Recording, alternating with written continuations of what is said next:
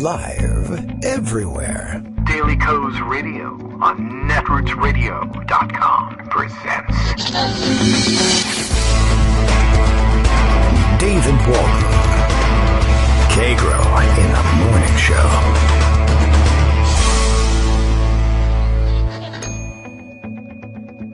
Now, here's David Waldman. Hey, good morning, everybody. How you doing? It is now January 3rd, 2019. Thursday, January 3rd, 2019. And because it's Thursday, something else. Because it's January 3rd, of course, the Constitution mandates that it being the January 3rd after the midterm elections, the first day of the new Congress, or as I reminded you this morning in the Post, and Bill reminds us in his morning tweet from Portland, Maine. He's from Portland, Maine, too. I mean, the tweet came from there because he lives there. You know him as Bill in Portland, Maine. The tweet is now out of Portland, Maine. It has escaped, and it has made it to me. Daily Coast Radio is live now. It is the last morning of the 115th Congress. Everybody else portrays this as the first day of the 116th. I like to see it as the last of the 115th. It's a glass half empty, sort of glass half full thing. It is, of course, the first day of the new Congress as well, but not until noon. And so as far as this radio show, which is on until 11 a.m. is concerned, that's it. We're in the 115th Congress, and we won't be rid of it until after 11 either. I think the schedule calls this morning, as I look at my email from the office of the House Majority Leader, by which I mean the guy who will be the House Majority Leader later today. It seems that 11 a.m. is the time at which they will convene the 115th Congress for the finishing business of adjourning sine die. I don't know if there's any other pending business. I actually sort of hinted that they might have some other crap to throw around there, and they very well may. We'll see if you watch C-SPAN 1 early enough, you'll get a chance to see what they're working on. Yeah, here we go. So they meet at 11 a.m. for legislative business and to adjourn sine die. There may not actually be any, but I guess if you wanted to try, you could. Adjourning sine die dissolves the 115th Congress just in time for a 12 o'clock convening of the 116th. We went over a little bit of how that happens yesterday, except that it'll happen today. So maybe we should do it all over again. Or you should go ahead and read the excellent Congressional Research Service reports on the topic of the first day of a new Senate, first day of a new House. Of course, keep in mind that the members of the Senate and the parliamentarians over at the Senate don't believe there's any such thing as a new Senate. It's a continuing body, according to them, and has been in continuous session since forever, and only refreshes itself about a third at a time, unlike the House, which resolves itself into a new body every 2 years. Everybody has to get reelected all at once. Fascinating, sort of, if you care about things like that. And if you do, today's the day. There's really no other day quite as exciting as all that. We've got, if you want, we got more input on the question of one of the more controversial rules changes out there, and by which I mean that this small segment of people that we watch on Twitter have been speaking about it continuously over the last couple of days. Oh, it looks like we're having some difficulty with Skype here. Greg says he can't connect. That's odd. I have all of his messages. Let's see. Hang on a second. Let me press some buttons and see if things can be forced to work. Here we go. All right. Well, maybe it was just a sticky button on his end. Good morning, Greg. How's it going? Hi. How you doing? All right. I didn't even get a chance to change it. Oh, look at this. It just said Skype quit unexpectedly on me. Are you still there? All right. So we'll reopen Skype. And let me turn it off, turn it on again, and see what happens. Here we go. We'll try it one more time. Maybe Skype doesn't. Maybe it's the last day of the 115th Skype, and they don't want to start the new one. Well, they're certainly not going to be able to claim continuous service. No, that's right. It's not the Senate. All right. Well, I'll get a gavel and hit it here and there while you're speaking, and hopefully hammer it back into shape. Right. Well, Try again. Speaking of which, that's what I wrote this morning. When Nancy Pelosi struck down with Thor's gavel, lo, the world changed. That's from Nancy Saga, which is translated by an unknown hand. Right. Things really, really will change. I mean, the enormity and the historical significance of really, arguably, the most powerful legislator of our time. Yeah. Is something to be held. It's a Sam Rayburn. I mean, she's back. Yeah. Mitch McConnell doesn't has happen a lot. Successes, no doubt about it, but trying to corral the House is a different issue altogether. There's more of them. There's more of a herding cats thing to it. Yep. Yes, the majority gets to decide and ignore the minority, but just look back at how she got the Affordable Care Act passed, and she did it, not Obama. Is just an amazing, amazing thing, and not to be lost sight of. Okay, so I won't lose any sight. Don't lose sight over that. Right. Got it. Be Thor, be Odin. He lost an eye. So the idea here, David Simon has a very nice tribute to Nancy Pelosi by telling a couple of stories about Nancy's father, Tommy D'Alessandro, or Tommy the Elder, as he was known in Baltimore. Oh.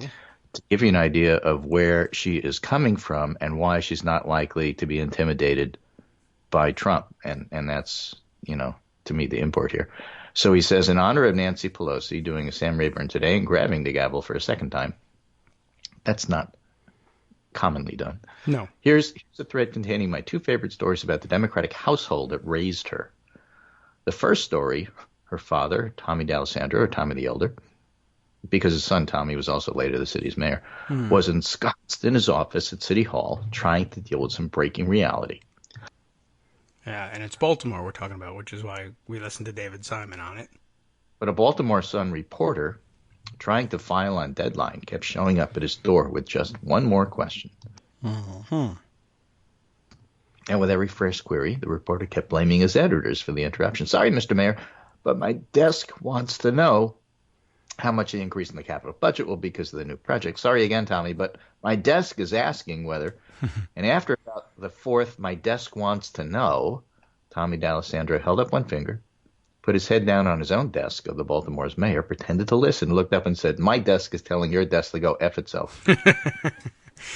It's a conversation. Who has the candy desk in this question? All right.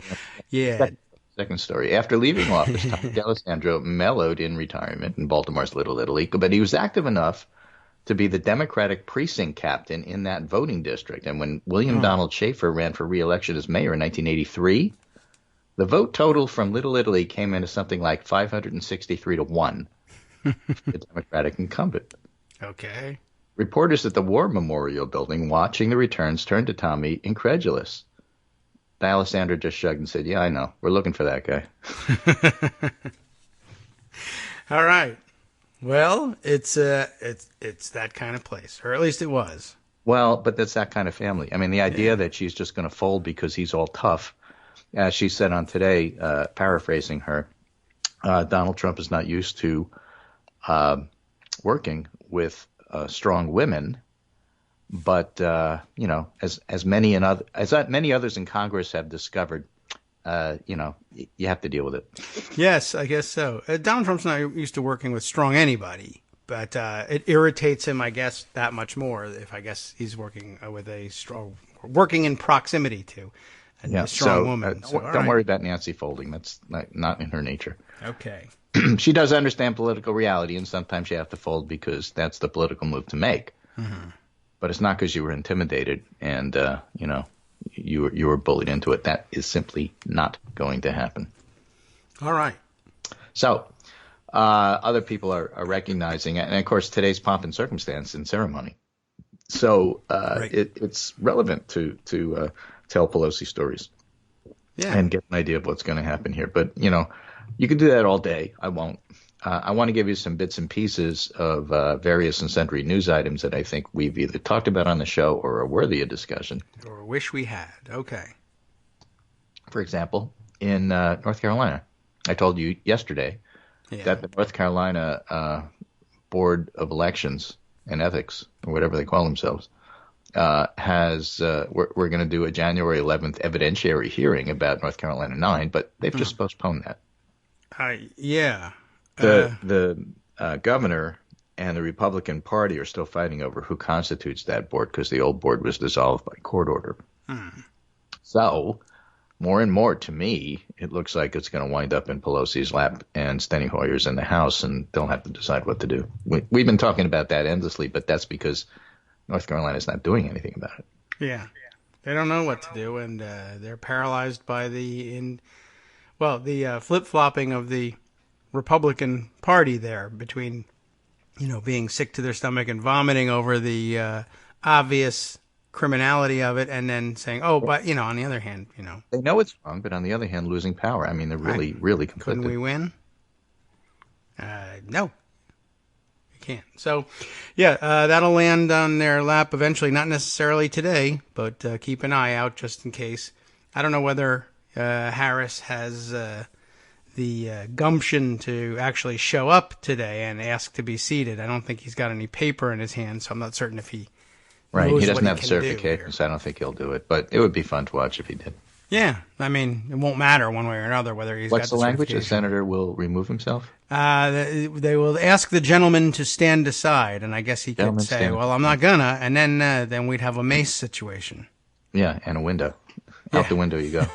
So, other North Carolina news here. North Carolina 3, Representative Walter Jones, Democrats' favorite Republican. Freedom fries. Walter Jones's office just confirmed to me, to Alex Clearfield, that the congressman will be retiring after the 116th Congress. He has indicated as such in April 2018, but had not made an official announcement. And Justin Slaughter, who follows Congress, says, missed this yesterday. I expect the retirements will start to pile up in both houses the longer the shutdown goes. This district has a Cook PVI, partisan voting index, of R plus 12. So likely a GOP hold, but, who knows in this world? Yeah. We will see. And, he wasn't the most strident, outspoken Republican of all. He was, in fact, one of the least, except for the Freedom Fries incident. That was kind of weird. But He likes fries and America, and you can't really fault him for that. Right. Nancy Pelosi made some news today. Not really. I mean, she just reaffirmed what everybody sort of already knows. All right. She was interviewed on the Today Show, as I mentioned, not only talking about strong women in Congress and herself, but Savannah Guthrie interviewed her about her position on the Department of Justice view of whether or not the president can be indicted. Yeah. And she said, sure, it's possible. I mean, it's guidance. We'll see. So that is fairly standard, position. Everybody says. Correct. The DOJ says you can't, but we all know it's an open question. That's basically what she's reaffirming. Yeah. However, in this day and age, since Trump pushes everybody to say, well, I think you can't. Right. It's notable that she said, well, it's the same old position we've always had. The more that Trump tries to change the norms, it's always newsworthy to point out that somebody's resisting that and saying, nope, norms are still the way they were. Yeah.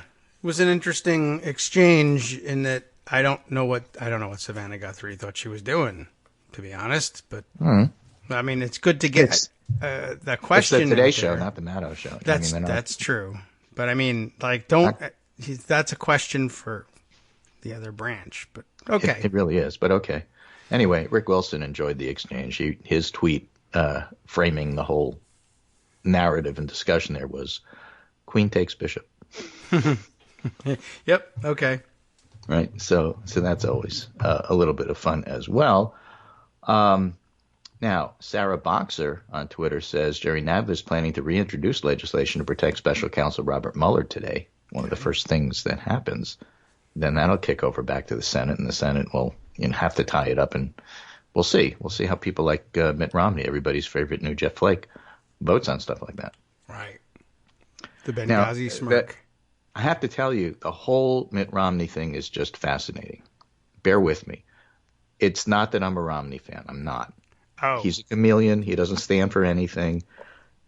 He, just like Bob Corker and Jeff Flake, likes to say nice things and then vote the exact opposite. He does it all the time. So this is in no way, shape, or form an endorsement. But just like Pelosi's pretty anodyne comments about whether or not the president can be indicted, which is merely stating the obvious, but will be taken as a signal and sign from on high, now that she has Thor's gavel. The whole idea here is that if Mitt Romney writes something critical about Donald Trump, people will read all sorts of things into that. And that is a good thing. He's already announced he's not running for president. Mm-hmm. He's not running for president. Okay, he's not going to endorse anybody in the 2020 primary. Yeah, which is funny because that would be Donald Trump.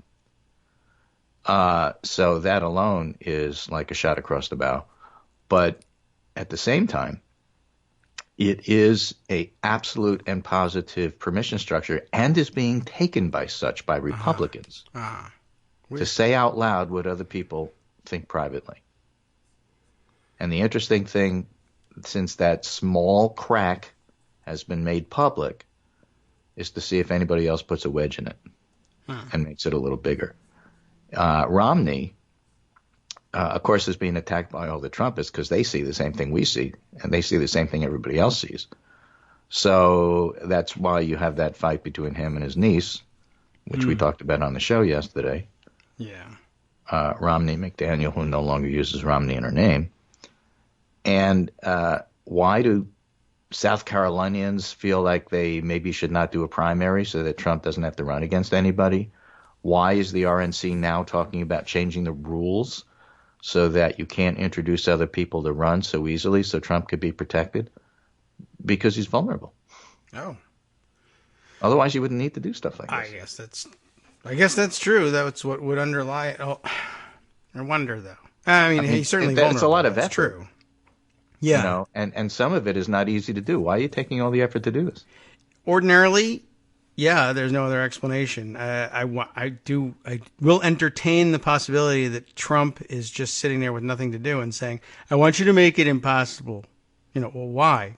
Because I don't want anything. I don't want everybody to bow down to me. And yeah, I mean, I don't mean vulnerable in that if a John Kasich runs, he'll beat Trump in the primary. That's not what I'm saying. Oh, okay. I'm looking at it more along the lines like of I'm really vulnerable Ted right Kennedy now? Running against Jimmy Carter. Oh, okay. I thought it's bad for the party, and you generally don't win after that. It's unusual and it does hurt, and I guess so. But I feel like that's the same sort of vulnerability. I thought you were trying to tell me he was going to say, I'm really vulnerable right now, and my feelings are hurt. Yeah, he doesn't have right. feelings, you know. So that's no, I'm not talking about that at all. Okay. Well, yeah. I mean, I really truly, don't know whether there's anybody I'm not planning joking. on. He doesn't have feelings. He has no empathy. He's missing that gene. He's a complete narcissist. I think he doesn't feel the way other people feel. Not to mention other political families. But that's okay. There are political families whose scions have injured animals. True. And how can you do that? They work for him now. But how can you do that? You do it because you lack empathy. You don't have the feeling that you're doing anything because it doesn't bother you. Right. Oh, because you think those sorts of moral guidelines are only guidance, and it's an open question. Yeah. So I mean, it's not normal, and Trump's lack of empathy isn't normal either. And it's just fascinating to watch everybody try and recalibrate how you describe Trump's obvious and now well-documented lies. I mean, news media still spin in circles trying to figure out the euphemisms, falsehoods, inaccuracies. Right. I mean, it's important to call them lies, especially on the wall and what's happening with immigration, because if you don't label them as lies, you just put it as a political fight. One side says one thing and the other side says the other thing, but that's not really what's going on. It's over complete lying about what's going on, from the effects of immigration to the number of people coming across, you name it. He's lying about it. Yeah. Interesting piece here on sort of that general big picture and then focused. The general one, I don't know if you have access to it. It's in the Wall Street Journal opinion, so I don't know if it's behind a paywall, but it's by Daniel Henniger. It's called Trump at the Turn. We have entered a Trumpian twilight zone, and the path forward is not clear. It's interesting because it's written from a completely Hugh Hewitt-style conservative perspective. What is that?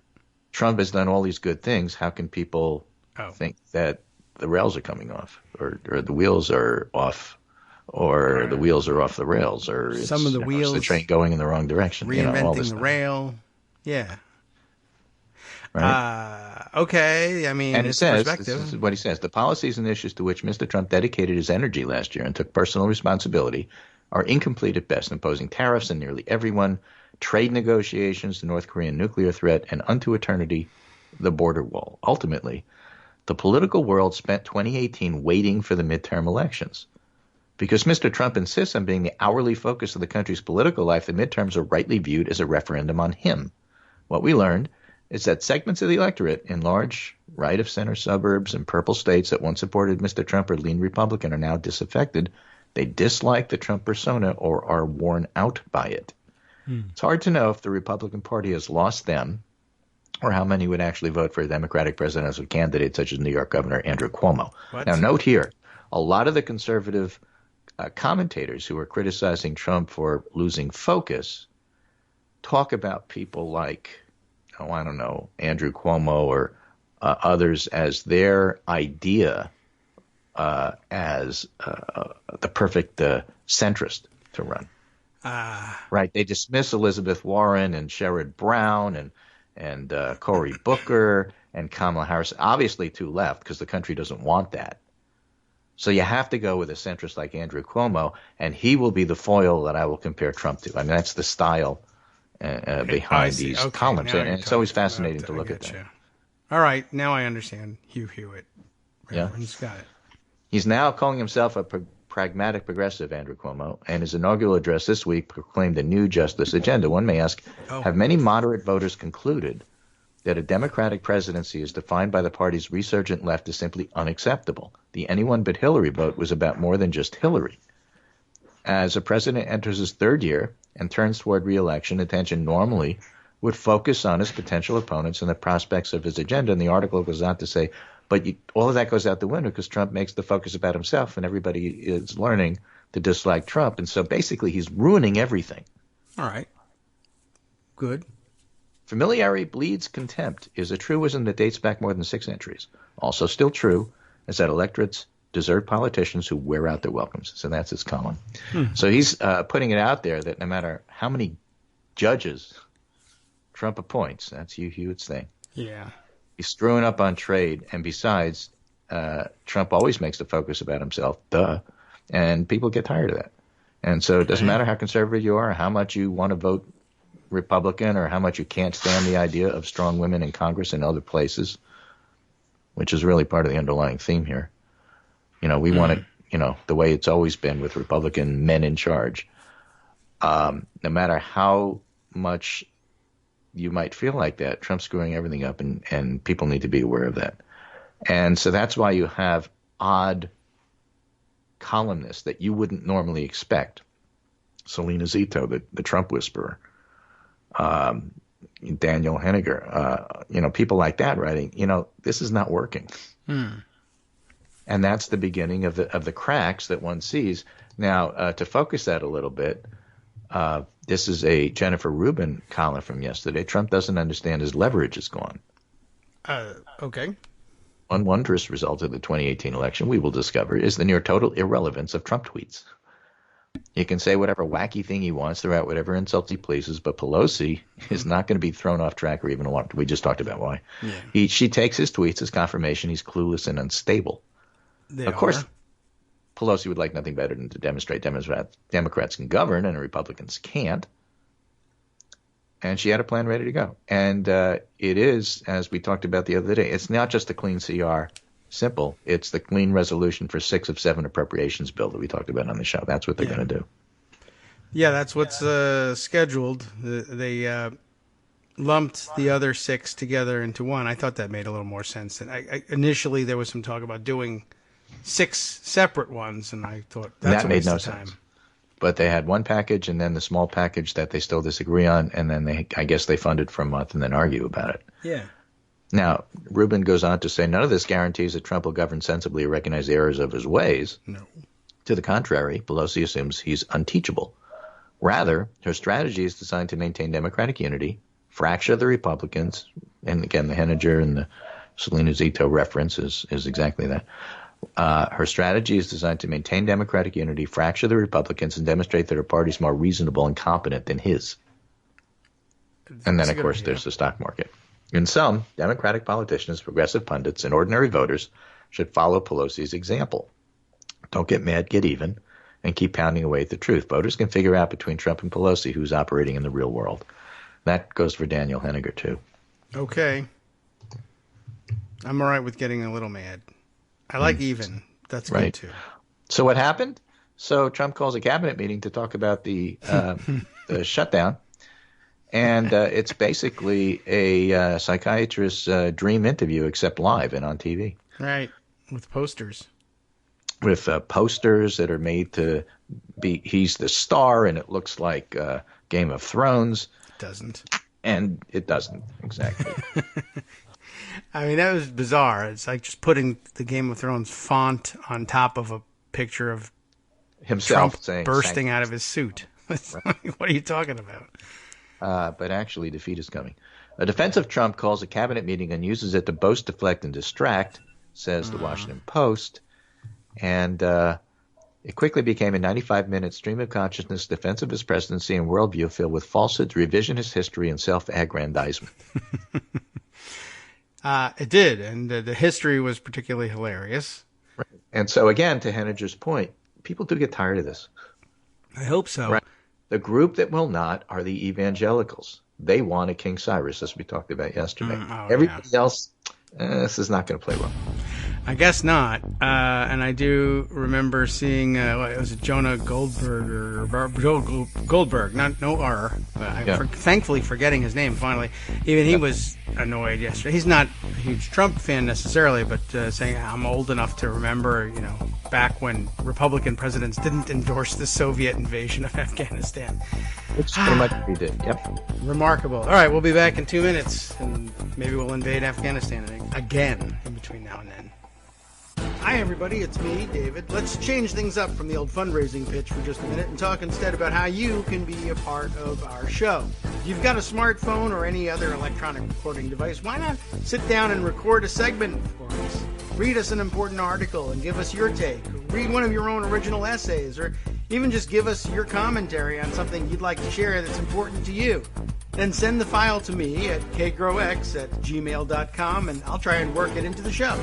Short segments, a few minutes in length, are easiest to fit in. And of course, I can't always guarantee that I'll be able to play everything, but if you've ever shouted at your radio or TV about something you wish was being covered, here's your chance to change that. Make the show your own. Send your submissions to me at kagrox@gmail.com.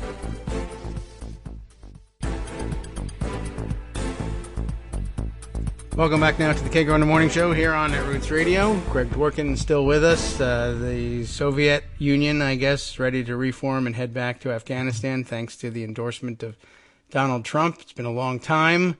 But finally, issue number one is still the wall and funding and the government shutdown. Simon Rosenberg has an interesting little mini thread, not very long. Okay. He says, it's critical we all continue to make the point that Trump's border wall stance is not him keeping faith with a promise or standing on principle.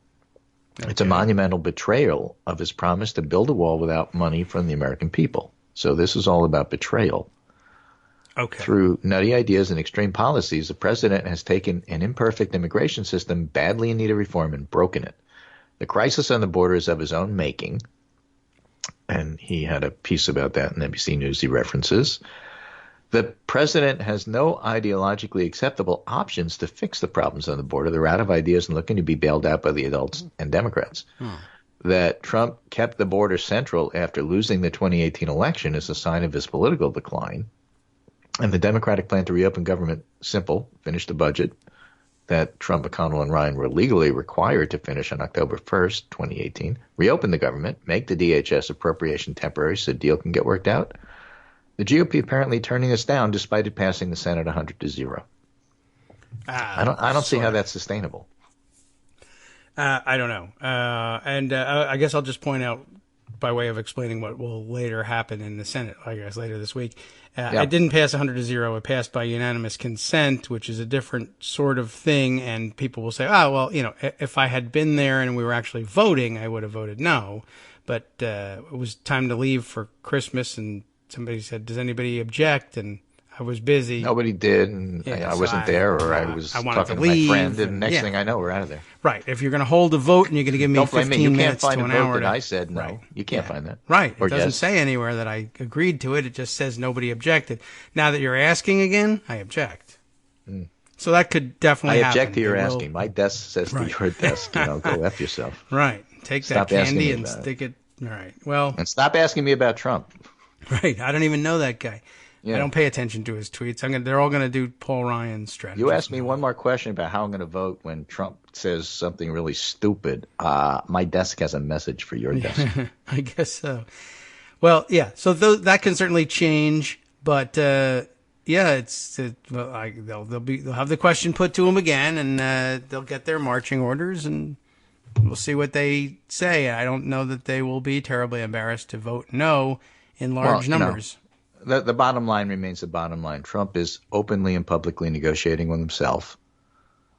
And until he finishes, there's nothing to do. You can't negotiate with the Republicans because they can't determine what Trump's going to do. And they're sick and tired of getting sold out by him.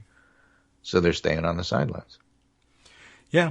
And given that he can change after they vote, too, they're not going to be all that happy with doing anything. They're just going to. I don't know what they'll do. They'll just sit there, and eventually, I guess people will get mad enough to just vote, and then they'll have. I guess if he pulls the rug out again, they'll have some kind of a fight. Right. Meanwhile, in the background here, Kyle Griffin points out, and this is from Axios, a job posting by House Judiciary Republicans. House Republicans. Okay. Says it's seeking, quote, an attorney with several years of investigative or litigation experience, end quote. This is partly in anticipation of possible impeachment proceedings. Who says that? Axios. Axios says that, huh? All right. Well, I mean, litigation is kind of a big field. I mean, anybody can litigate, right? But they're doing this because they're worried. I guess. I mean, they should be. I'm not certain whether the conclusion is correct, but it's fun to think about. Well, why would the minority be in a staff hiring binge? Well, I mean, they're looking for... They're cutting back, right? They get less staff positions. That's true. Of course, the people who get to stay may have said, no thanks, actually. I'm leaving. And we need a new one. Or ours was 150 years old, and it's time for him to retire. Or he was 35, and it's time for him to be a senior vice president at Boeing. I don't know. Right, or he pressed so hard on it, his pen broke, and he's got to leave. It was an antique ivory pen, and there's only one like it, and he's got to get out of here now. And India, which would have given us another one, is now pissed at the United States because Trump's an idiot and blamed them for something, and now we're not going to have anything. That's a reference to yesterday's show where we were talking about the fact that in 1954, the official ceremonial Senate ivory non-handled gavel broke and was replaced by an ivory gavel from India. Right. Thanks, India. And no thanks, Richard Nixon. He breaks everything. He does. So it's being recognized more and more these days. And I don't know. I am kind of semi-uninterested in this because it's so early. Okay. But this is a show about politics. So people are lining up on the Democratic side to think about running for the 2020 election. Bernie Sanders has some issues because stuff has come up about 2018 sexual harassment charges that he has to deal with. Oh, 2016. 2016. In 2018, it came up. Right. Apparently, there were revised rules. Huh.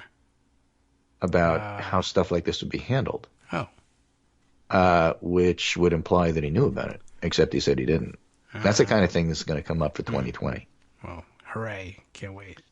Terry McAuliffe is taking aim at people like Bernie and Elizabeth Warren. He's got an op-ed talking about the fact that moderate Democrats like Andrew Cuomo. He'll be your vanguard. I see. And take on, quote, dishonest populism, end quote.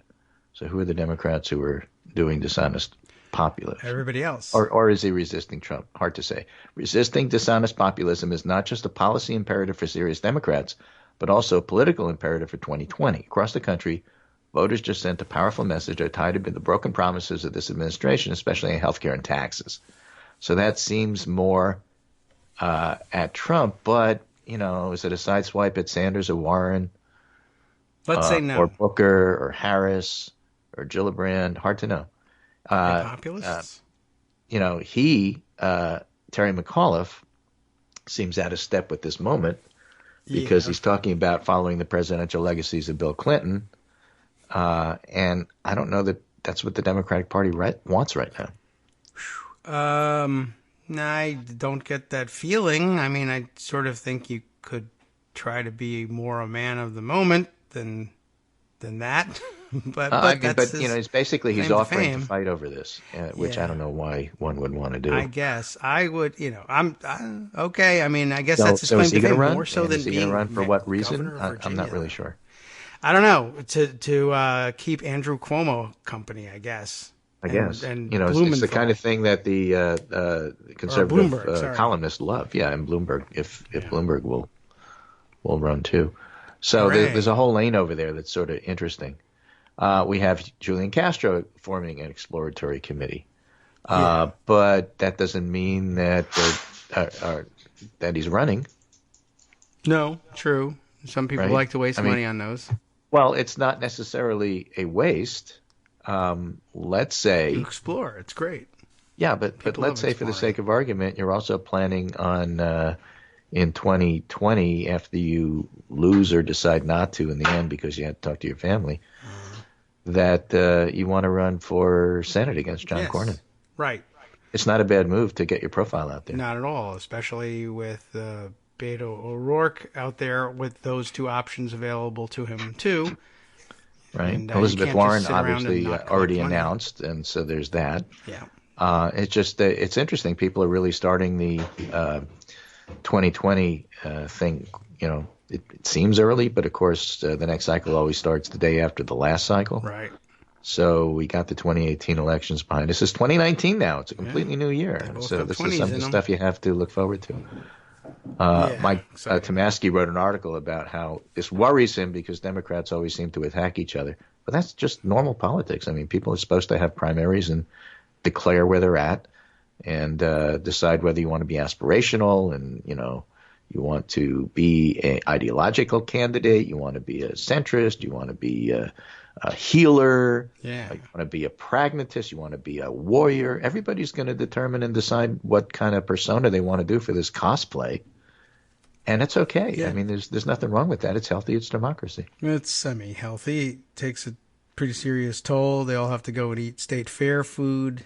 But, 25 of them can't run, so this will, winnow out some of them at least. I'm going to be the candidate that visits all 99 counties in Iowa on a pogo stick. No one will forget me. Right. Reed Wilson says, when a 2020 candidate says they're launching an exploratory committee, it's a media stunt. There's no legal difference between an exploratory committee and an actual campaign committee. Okay. That is to say, those people who say they're exploring are running. Yes, they're just not very well, usually. What is it? Once you decide that and announce that you do run, then you are under scrutiny from the election commission. You have to decide what to do with your money. I mean, there's something about actually declaring that makes you not want to declare right away. Yeah. I can't remember what it is from year to year because I don't really care about it. Rings a bell, I should say. But yeah, that's true. I mean, if you have an exploratory committee, you have to report on that fundraising too. But all right, so they explore, and some of them discover they don't want to do it. Some of the experts can call in and tell us. But it's just one of those things that I remember every once in a while. So why don't you just say you're running, you dipshit? Just go ahead and say, I'm running. What are you doing? All right.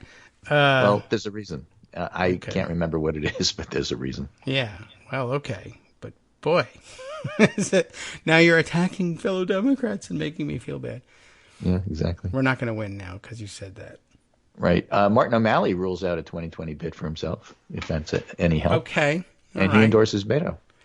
All right. So you're going to see a lot of these little moves. Sure. Just like you go, okay, fine.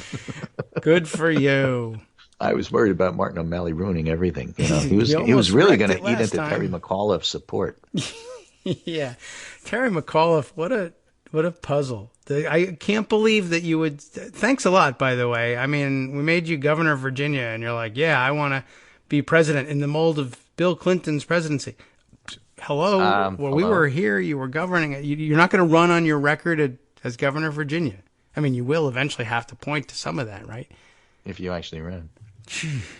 I'm insulted by that, Terry. Anyway. So that's the background for watching all the pomp and circumstance today. I think we'll leave it at that and let things develop. All right. I'll do that. And we'll watch and we'll see. You'll be back tomorrow. I'll be back Monday. Yep. And we'll talk about the events. And I'm sure a lot of stuff's going to happen between now and then because things seem to happen a whole lot. Yes. While other things don't move at all. Really kind of interesting.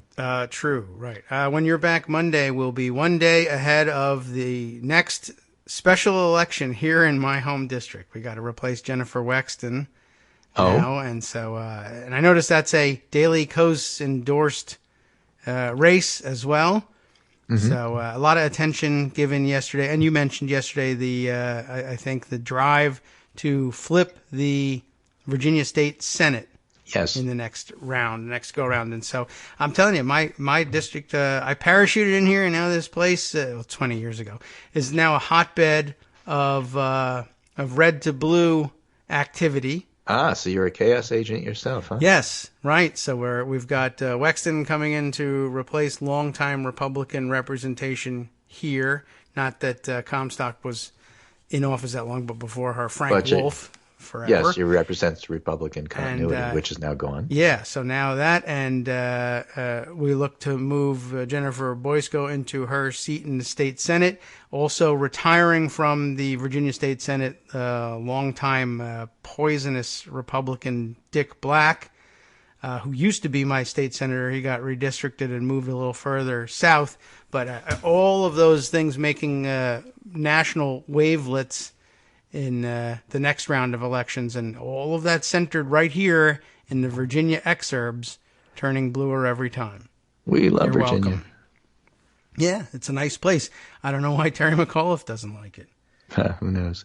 All right, with that, I'll go. You'll stay, and I'll talk to you on Monday. This is Greg Dworkin speaking to my good friend David Waldman. Kagro in the morning. It's his show. I just come to interrupt him. Take care. Right. Thanks. You do the same. We'll see you on Monday and remind you of all of that after the weekend. All right. So it's 9:44 and 40 seconds just to kind of keep up with things. We're waiting on the 11 o'clock convening of the last throws. Finally, the last throws are here of the 115th Congress, and the convening of the 116th doesn't happen until noon, but a very exciting day for Hill watchers, if there are such people still. And as I said, I got the next cycle of the show beginning last night as I start collecting stories. I have my email here labeled Majority Leader Steny H. Hoyer. Used to be from the Minority Leader, Steny H. Hoyer, now from the Majority Leader, and resuming activity I haven't seen for a while. So it was nice to see. And he tells me what the morning schedule is like. They'll then elect the Speaker of the House, swear in members and delegates, and begin consideration of H-Res 6, House Resolution 6, a resolution providing for the rules of the 116th Congress. And by the way, it looks like the plan is to debate the rules package, of the standing rules package for the House, under a rule, not under open 5-minute rule, hour. I don't know whether they're going to limit it to an hour or not. I don't know what the rule says. And my suspicion is that, well, it's always really better. You maintain better control and predictability over what's going to happen if you debate using a special rule rather than leave things open. And with a bunch of embittered and mischievous Republican members newly made into minority members, there's no reason to leave the rules open, although I don't know how many of them are adept at using the rules to create disruption, but why take a chance? I probably see. I don't know if that's. Are they ready to show me what the rule is? Ordinarily, if you wanted to know what the rule for the debate was like, you would look at the House Rules Committee, and they would have posted it. But it's still the 115th Congress, and I don't know if they've turned over control of the website to the minority that's becoming the majority yet. I mean, it won't be a big deal, and they can flip it pretty easily, but I might have to look at the minority page. But I don't know if they would have posted their work yet at this point. So I don't know that we're going to find out what's in the rule for debate of the rules package, and that's important because it would create an opportunity, for instance, to allow for a vote on an amendment to remove the pay-go provisions from the package. But I don't think that that's something that House leadership wants to do. And so otherwise it would probably either, it might actually outright prevent such an amendment from being offered. It might just prevent all amendments from being offered, and but might allow for a minority Republican rules package to be considered, trounced, and thrown on the ash heap of history. But just sort of pointing out that that's an option they could have made available. They could have said, all right, well, we have a disagreement over pay-go. Let's have a vote. But I don't think the anti-pay-go forces rounded up enough votes early enough to get there. But for those who are concerned about it, and, it's spread, they did a great job, I would say. The progressives in particular who were upset by the inclusion of pay-go did a very good job with a last-minute publicity blitz. I mean, they've actually been talking about it for longer than the last minute, but they've done a great job in the last minute raising the flag about this one and creating a sense of emergency about it.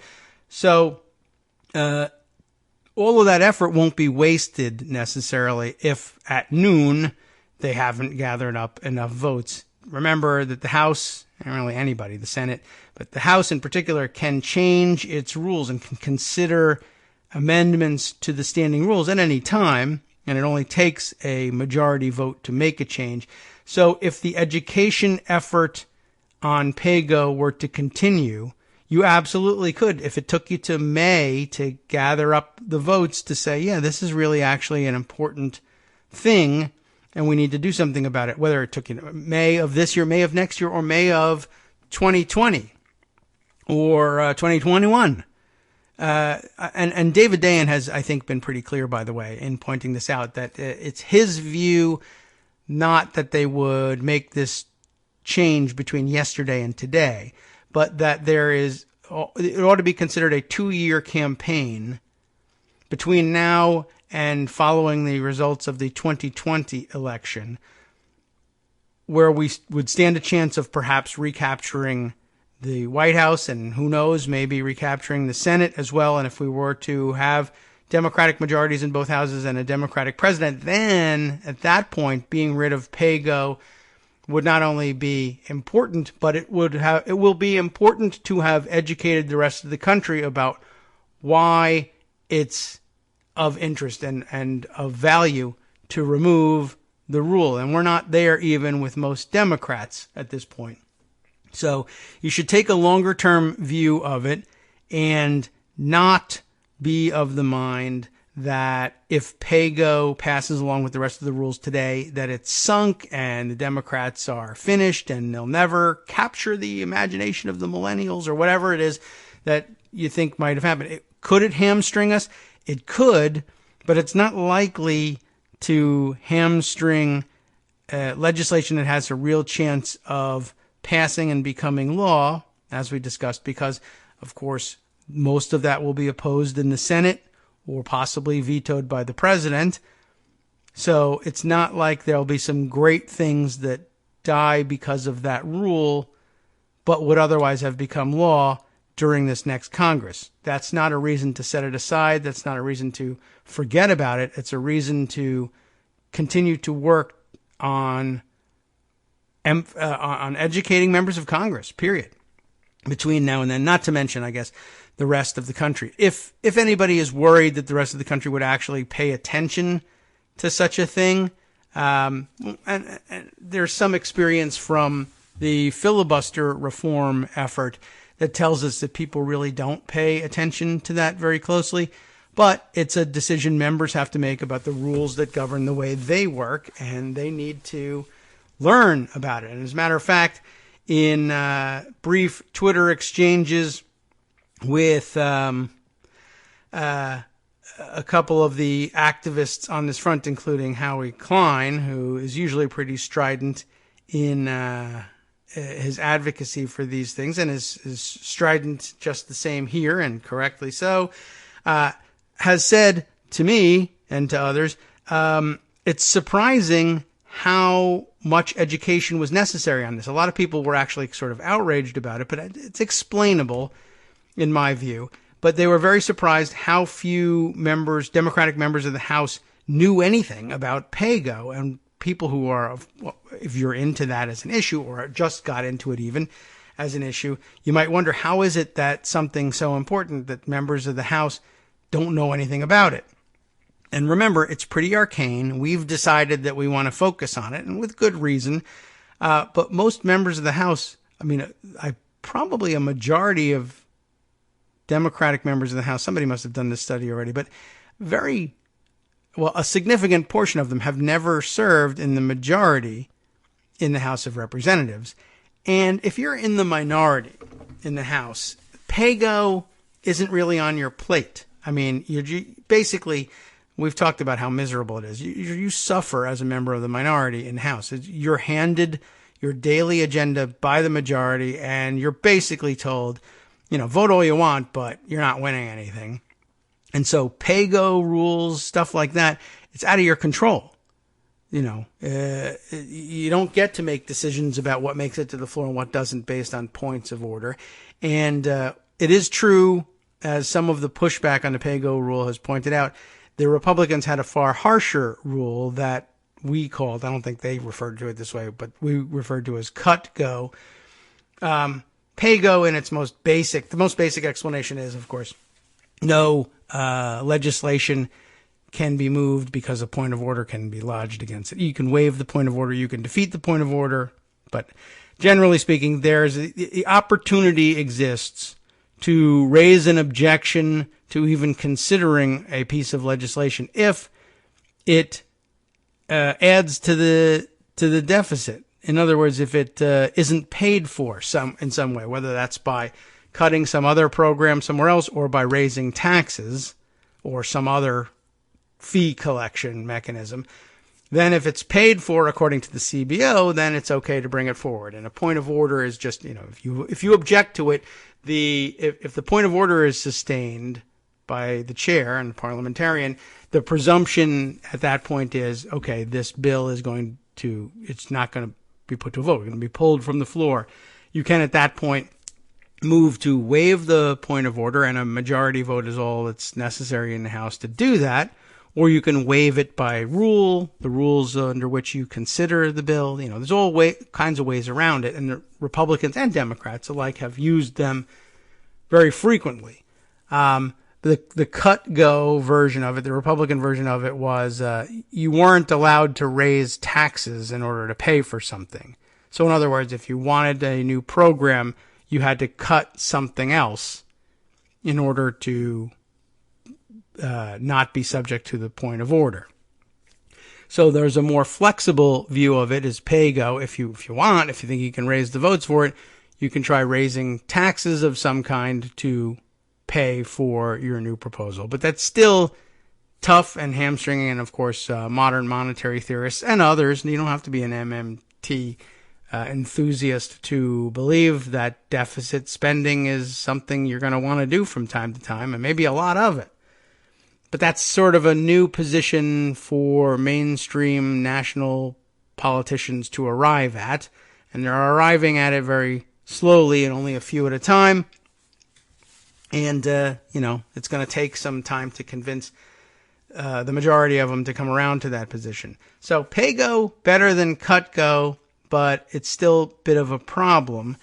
But like I said, it's not likely to get in the way of anything that really had a serious chance at passage into law at this point.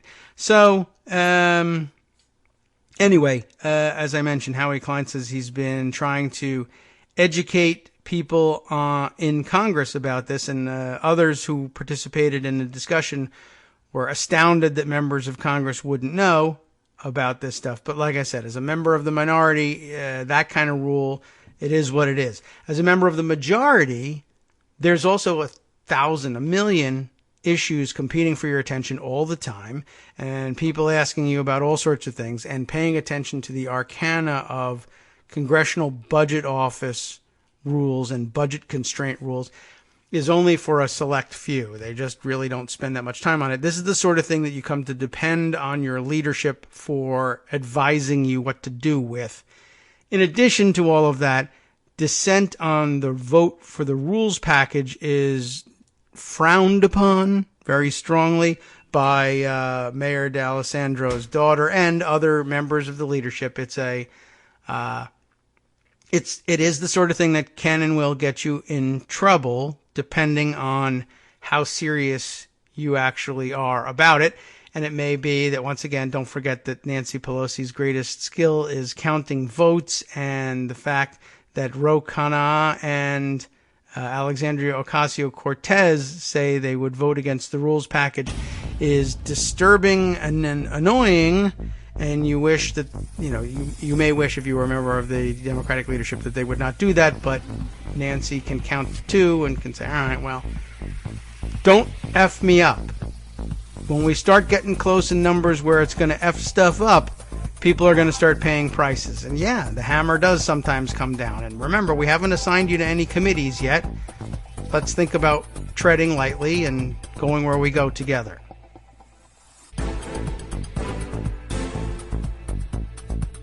Welcome back now to the Kagro in the Morning Show here on Netroots Radio. Let's see, where do we want to pick up on this? We'll continue, I guess. What you want to? Do you want to keep discussing the rules?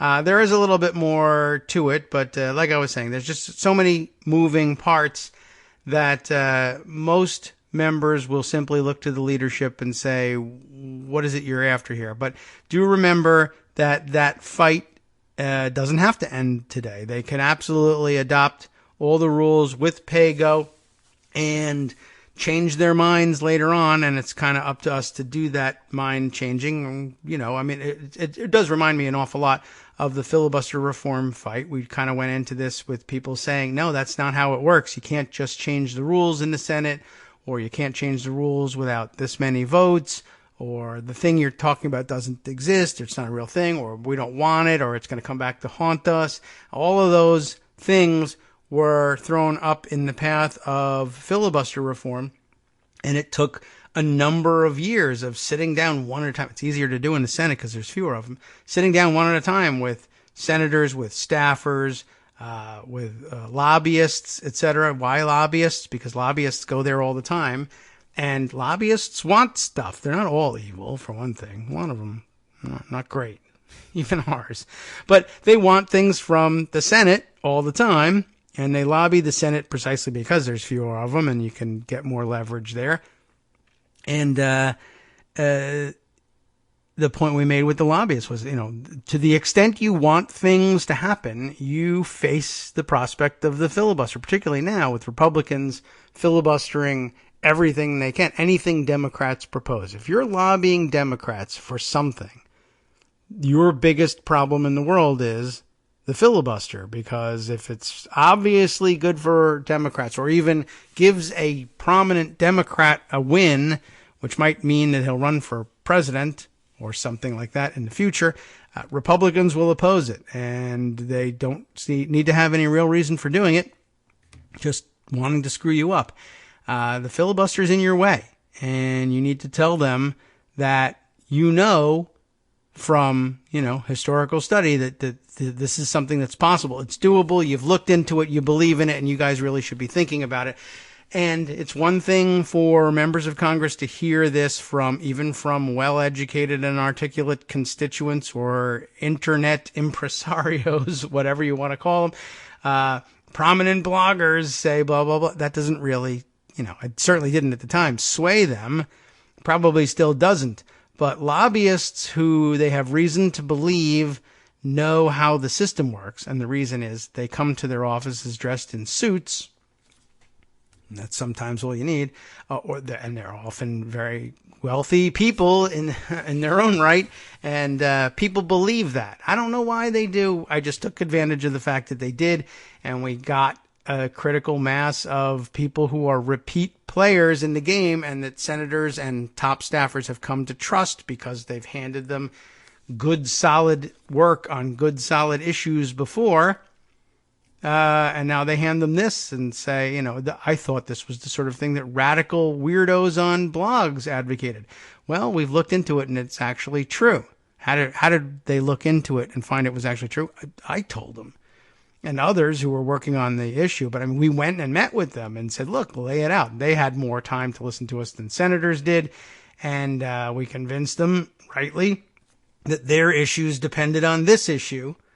And so they went and carried the ball forward for us on that. And by the time we got to our second rounds of meetings where we had more meetings, more people were willing to talk to us because they had heard from people in suits who were rich and gave them money that this was a possible thing. And then, a few years down the road, it happened. Well, you can do the same thing with Pago.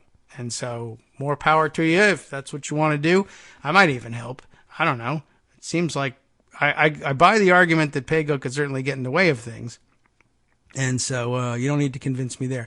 Let me, let's see. We'll take a break from this. There's an awful lot, actually, on this subject. And I'm afraid that we'll go all the way through the end of the show, all on Pago, if I allow it. So we may come back to it. I do want to talk about it a little more. There's some really interesting articles on this. However, let's take a break from it for just a second or more because, I have a request. And I like to honor requests. Bill actually asked me here, if we get a chance, I might want to read a few paragraphs of this bit of gubernatorial history. And everyone wants to say gubernatorial. That took place in Maine last night. He knows about it because he's in Maine. Though the rest of us were allowed to see it. We just weren't watching. This from the Press Herald. And apparently I did see you, Bill, talking about this a little bit, that Janet Mills was sworn in as the new Democratic governor of Maine. A great relief after, did we have 2 terms of Paul LePage, who was nuts? And so this is a great new beginning. But as frequently happens when there's a changeover in party power involving an incumbent who's a lunatic, the inauguration is something of a party and an opportunity to demonstrate, to set the tone for a new administration. And I guess from all reports, by which I mean the one I read, which was Bill saying so, that's enough for me. It was quite a party. So Janet Mills, sworn in as governor, declares we are all in this together, which sounds like a good message. The Farmington Democrat, the first woman to occupy the governor's office, because she's the governor. It's not like she's sitting in. Right? In Maine's 199-year history. Ooh, happy birthday next year. Big one for you, up in Maine. Delivers a message of inclusion and hope, saying the time has come to protect and improve the state we all call home. And she's got a blue business suit going on here, so maybe she'll run for president too. But you got to finish what you're doing in Maine first. They're going to be upset if you leave too early, Janet. Here we go. Democrat Janet Mills became Maine's 75th governor and the first woman to hold the office in the state's 199-year history on Wednesday. That's yesterday. They did that on the 2nd. I guess they do things as soon as you can after New Year's Day up there in Maine, and no reason to wait for the 3rd. Pledging to invite diverse voices to policy debates and to erect a welcome home sign at the state's southern border. Like, okay, that sounds like a nice idea. Was that like controversial because LePage. I mean, it's interesting that would make the first paragraph. It seems like routine civic pride type thing to do, and I could see Paul LePage saying, no, Shifty and Lefty and all the other gangsters will be, get the wrong message. What, remember that one? All right. Anyway, Mills took the oath of office before a fired-up crowd of several thousand at the Augusta Civic Center after an inaugural ceremony filled with pomp and circumstance. We said that twice now in the show, as well as a multicultural array of speakers and performers. And this was the important part, I think, in Bill's mind. The Farmington resident and former Attorney General pledged to, quote, dive into major policy challenges, foster collaboration, and propose concrete, workable solutions. We are all in this together, she said. We all want Maine to have a beautiful environment, happy people, and prosperous communities. I mean, it sounds like, well, that doesn't mean anything. No, but it's such a return to normalcy after the LePage. LePage is really, I think, Trump in microcosm in many ways. Although I think Trump made LePage far worse, it felt like from the outside anyway, by giving him like a weird permission structure to be even crazier. But okay. Mills defeated 6 Democratic primary contenders in June. That's tall order. And then 2 opponents in the general election. Her victory was part of a Democratic wave that saw the party regain control of the Maine Senate, strengthen its majority in the Maine House, and flip the 2nd congressional district seat. During her speech, Mills spoke of the state's unsung heroes. She should have sung, quite honestly, but she spoke instead. They are the firefighters and teachers, the techies and hotel workers, techies, nice, the farmers and the fishermen, the waiters and the loggers and the barbers and the mill workers also of our town. So that's a long list. The mill workers are our town. Mills said, well, of course she likes mill workers. They are our friends, our neighbors. They are immigrants, laborers, veterans, people with disabilities, people from away, people we rely on every day, and many who rely on us. Mills is the first woman, as we know, to occupy the governor's office in a state with a long history of electing women to every other top post. In her speech, Mills paid tribute to other Maine women who broke free of conventional roles, from fly fishing icon Cornelia Flyrod Crosby, well, that's Maine, to the late U.S. Senator Margaret Chase Smith. Forget the current one. She's a loser. Mills said she had received many letters since winning the election in November, but one from an 8-year-old girl named Lucy resonated with her. Now, if Donald Trump was telling the story, I would think it was a lie. And the quote from the letter, "Now I feel like I could become governor someday," Mills said Lucy wrote to her. In a sweeping speech, Mills used the Sandy River in her home county as a metaphor. We all love metaphors. Saying rivers and streams, like people, sometimes change their paths. Yeah, true. Sometimes our culture moves slowly in the stream of change, Mills said. Streams, like the people of Maine, change direction on occasion to find the best way forward. Many days I awake to see the mist rising from the Sandy River as it steers its course to the Kennebec, the winter's breath unveiling a new day in my hometown, a new day in this state. That's like, I feel like I should have some music surging in the background. Okay. She announced her clear intention to expand Medicaid in Maine, hooray, as approved by the voters, dedicating that effort to a friend who died from breast cancer that went undiagnosed because the friend did not have health insurance. That policy will be a dramatic shift from the one taken by her predecessor in the Blaine House. Good to know that little bit of trivia there. Republican Paul the Loser LePage, I editorialized a little bit there, who vetoed Medicaid expansion approved by the legislature 6 times.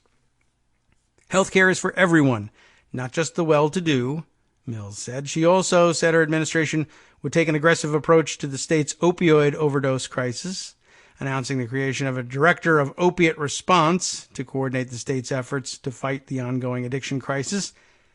The allure of opiates can fill a hole in the human heart caused by loneliness, stress, and hopelessness, Mills said. Even as I speak, there is someone within the sound of my voice about to consume a deadly drug jeopardizing themselves, their friends, and their families and their communities. If that person is listening, please know that I and many others are here for you. I would say probably the odds of choosing the inaugural address over some opioids is probably pretty low, but, the radio could be on by accident.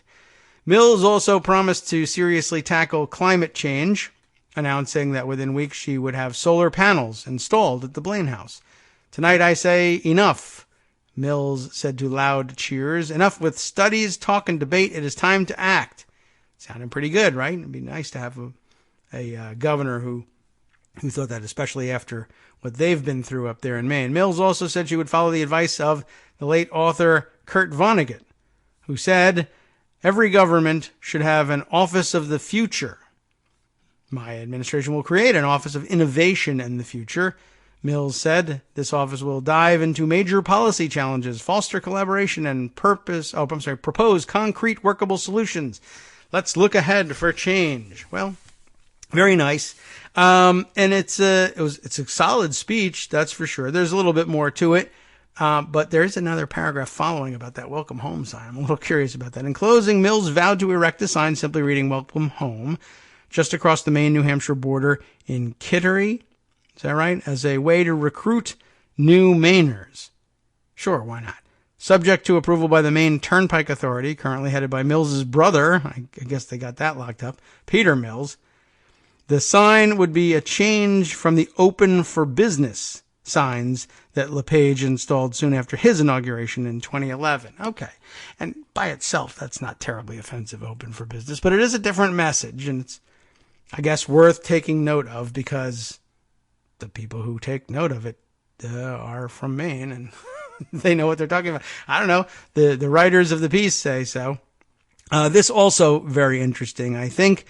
Mills called on a pastor, a rabbi, and a member of Maine's Wabanaki tribe. Have I ruined that? Wabanaki? I don't know how else you might say that. Looks about right. To offer blessings and invocations before she was sworn in. But also asked friend and former Maine poet laureate Wes McNair to read a poem. So a little bit of everything in that one. At the end of the night, she had a Catholic priest offer the benediction, and in a more celebratory tone, she called on the Franklin County Fiddlers and the Portland String Quartet to perform musical offerings.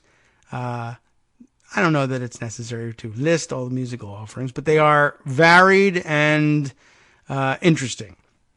So there you have it. Just a nice sort of, certainly a good clean break from the LePage administration and their approach to just meanness in government, and a breath of fresh air, which is, I think, what everybody who moved to Maine or who was born there and remained there, why they live there. The opportunity for a breath of fresh air every once in a while. So a nice story, an inclusive story, and a new day for Maine, and I think well worth spending a little bit of time on. Thank you for letting us know about that, Bill. There's the note here. LePage put up a sign and said open for business because that's all he cared about. That's true. And it like I said, by itself, if he were a regular person, would be like, okay, it's a nice slogan. We want businesses here in Maine. But it became very clear very quickly that he didn't care about like having a nice life while you were living there either. And that's why people are in Maine. So more in touch, I think, the current governor. Okay. Well, thank you again for sharing us. And it's nice to take a break from the minutia of what's going on in the House. And we don't have to return to it necessarily. We could hit on a couple of other points. I mentioned earlier on when Greg was still on, but Greg quite rightly wanted to move on from the idiocy on display at the cabinet meeting yesterday. But I mentioned, since we were talking about India and India having gifted us the new Senate gavel, and I mentioned that India is now once again, not angry with the United States, but just baffled by our idiot president. Instead, Daniel Dale, back from, I think, 3 weeks off of Twitter and back on the job of documenting the lies, says Indian officials tell multiple outlets that they are confused by Trump claiming that Modi constantly seeks praise for India, building, quote, a library in Afghanistan. since India has funded lots of major projects there, but no major library. I guess in his soliloquy on Afghanistan yesterday, in addition to endorsing the Soviet invasion, which was a new one for American presidents, and I have something to say about that too, by the way, but just to finish this point, I guess he was talking about the lack of participation, in his view, which is to say the wrong view, from other countries around the world in trying to rebuild and stabilize Afghanistan and fight fight terrorism there and I don't know. Just everything that's going on there. I sound like the president now, not having a clear agenda in mind about what's going on in Afghanistan. But my agenda here is to document the dumb things that he said about Afghanistan. In addition to the Soviet invasion endorsement, he said India is there. I guess he got around to saying India is just wasting its time there. What do they do there? We're fighting and dying, and what did they do? They built a library. But apparently, no, they didn't. And they're a little annoyed at not getting credit for the things that they are doing there. But that should surprise no one. But just by way of letting you know what they, how they defend themselves on this one. India, it is said here, has asserted that its project's worth $3 billion in Afghanistan speaks for itself and has regretted the ignorance of American officials after President Donald Trump mocked Prime Minister Narendra Modi over the utility of Delhi-sponsored library in the landlocked country. This is a little difficult. It's the Economic Times, an Indian publication, and I guess the English is, it's not American style, so I'm having a little difficulty following the cadence of it here. But anyway, President Trump on Wednesday mocked Prime Minister Narendra Modi for funding a library in Afghanistan, saying he doesn't know how many use it. Of course, he wouldn't, so that would, he projects that no one else would either. But the government justified its development partnership with Afghanistan instead of boots on the ground. India firmly believes in the critical role that the developmental assistance can play in transforming human lives. India does not send its armed forces abroad except under specific mandate from the UN peacekeeping operations. Sources told Economic Times. In Afghanistan, India plays a significant role as a development partner, they said. This partnership is built on specific needs and requirements worked out with the government of Afghanistan. It is aimed at the welfare of the people of Afghanistan and for a tangible improvement in the lives of its people. That's sort of what government is supposed to be about, but Republicans, I guess, have taught us all differently. And now you have, instead, dismissive garbage coming from Trump.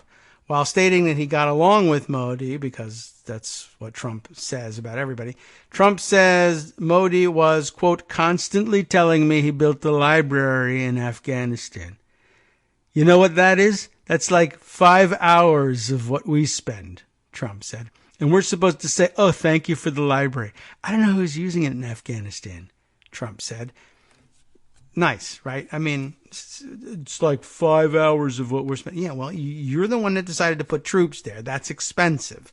And nice way to crap on everything, too. And it wasn't, and of course, as they say, it was unclear which project Trump was referring to, but India has committed $3 billion in assistance to Afghanistan since 2001, which is a big deal for India to do.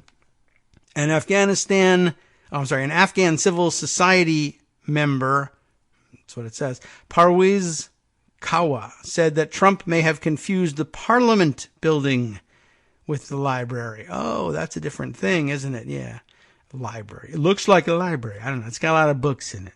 It's the legal code there, sir. Books. Indian projects have included the reconstruction of an elite high school, that probably had a library, in Kabul, and scholarships to India, to study in India, for 1,000 Afghan students each year. India considers these as important steps as soft power connect. That's what it says. Soft power connections, along with Bollywood and cricket. Very true. That's pretty soft, that power. But anyway, India has helped to build parliament, if that's what he's referring to, or Salma Dam transmission lines, roads, and over 400 high-impact community development projects. Delhi is probably the third or fourth largest single country donor, sources said, adding it appears that the U.S. president's statement is a matter of poor briefing by officials around him. It's a mix, guys. It's probably poor briefing. I'm almost certain he's getting poor briefing. He's very, very dumb. He's very dumb. And you could give him the finest briefings in the world, and he would not absorb them. He's not interested in knowing what the truth is. He's interested in rhetorical points. If you had spent $30 billion there, he would say it was a library. If you had a well-known national moratorium on building of libraries, he would say that you built a library there. It's not going to change. There's some more detail, if you're interested, in what they've actually built there. And, they're very significant projects, and none of them are libraries. There is some humanitarian assistance. There is some help in connectivity issues. You would absolutely have improved things there, and a few things that they list as capacity building and infrastructure projects, but no libraries, not even a germ of truth there on that one. By the way, I mentioned that, I was going to go back to this, what was it, about the Afghanistan picture? Oh, yes, the endorsement, the late-breaking endorsement of the Soviet invasion of Afghanistan. Nonsensical, of course, but it led me to wonder about, where would you even get that exactly? The idea that Afghanistan was sending terrorist fighters into the Soviet Union to create chaos is, of course, untrue. It just wasn't happening at the time. And it still is. It never did. I mean, people think he might be confusing that with Chechnya, perhaps, which, of course, was 30 years plus later than that, and, of course, isn't Afghanistan.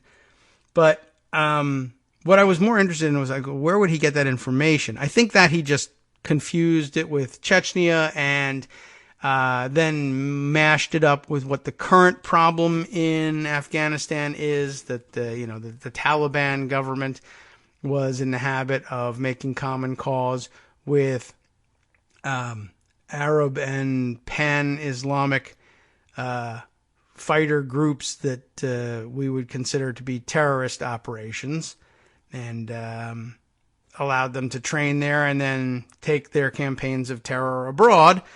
The fact that was happening for real in 2000 and a couple years beforehand, plus Chechnya, plus Soviet invasion of Afghanistan, all just got muddled up in his head. But the question of whether or not the Soviet invasion of Afghanistan was right, I mean, he came out and said they were right to do it, they were right to go in, seemed interesting to me. I mean, it's possible that that's just a conclusion you draw from having drawn the incorrect conclusion about what was going on in Afghanistan in 1979, and confusing it with what's going on in Afghanistan from 1999 on, maybe even a little earlier. But the other thing that occurred to me is, we all worry that he is too much influenced by the Russians, or too friendly with the Russians for various reasons, whether they actually have him over a barrel or whether he just is paying them back for having paid him so much money through his various businesses, or whether they really have compromat on him, or whatever it is, or some combination of both, and his admiration for Vladimir Putin. And I think it could be something as simple as, well, I'm not going to criticize the Soviet Union's invasion because the Soviet Union is largely the same. We're talking about the same place as Russia, minus the former Soviet republics, of course, that split off. And I guess he's thinking, if I have to make it my business to be complimentary of Russia all the time because Putin and or his money, then I also can't criticize the Soviet Union along the way. And of course, I think there's probably room for criticism of the Soviet Union without necessarily insulting current day Russians. However, to endorse the Soviet invasion of Afghanistan and say you were right to go in and you were right to be there is something, if he got somehow that impression given to him directly, that was a good call, that invasion, there's a very, very, very small number of modern-day Russians who would tell you, as a matter of international relations, that, yeah, the time has come for the United States to change its position and endorse the 1979 Soviet invasion of Afghanistan. And I assume that an ex-KGB officer might be one of the people that would do that. That would have to be a very specific instruction from a very specific person. Hi, it's me, David Waldman, your host for Kagro in the Morning, with a brand new interruption, though it's still aimed at saying thank you to all of you who are supporters of the show. We've made a lot of progress. When we first started this campaign, fewer than 1 in 25 regular listeners were donating to help keep us on the air, and now that's down to about 1 in 15, but we've got a long way to go. Remember, it won't take much. Our average monthly donation is currently about $7, for which you're getting 2 hours of great news and entertainment 5 days a week. What's that, 70 cents an hour? That's a pretty good deal. But as a wage, well, I think Democrats would be against that. But if we all put our 70 cents together, or even half of us, that'd really be something. And my kids could go to college. Now, that's not all on you.